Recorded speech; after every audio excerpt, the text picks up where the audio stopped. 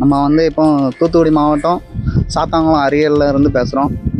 இப்போ பார்த்துக்கிட்டிங்கன்னா சின்ன பசங்க பெரிய ஆட்களில் யாராக வேணா இருக்கட்டும், பெற்றவங்களோட தவறா இல்லை அரசாங்கத்தோட தவறான்னு கேட்க போனால் என்னை பொறுத்தளவில் நான் வந்து அரசாங்கத்தோட தவறுன்னு தான் சொல்லுவேன். என்ன காரணம்னா இப்போல்லாம் 10 வயசு பையன் கையிலையும் சரக்கு பாட்டில் கிடைக்குது, கஞ்சா கிடைக்குது, கூலிப்பு கிடைக்குது.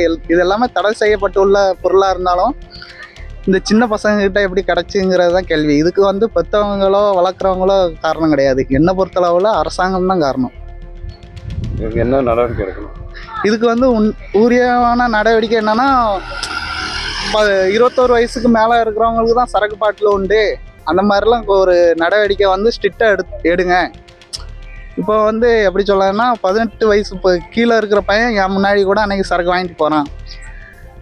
நடு ரோட்டில் குடிக்கான்ல, ரோட்டு சைட்லேருந்து குடிக்கான்ல, கஞ்சா அடிக்கான்ல, ஸ்கூல்லேருந்து கூலி போடுறான்ல. இது வந்து கவர்மெண்ட்டு தான் நீங்கள் கூடிய ஒரு நீதியை வந்து கரெக்டாக பண்ணணும்.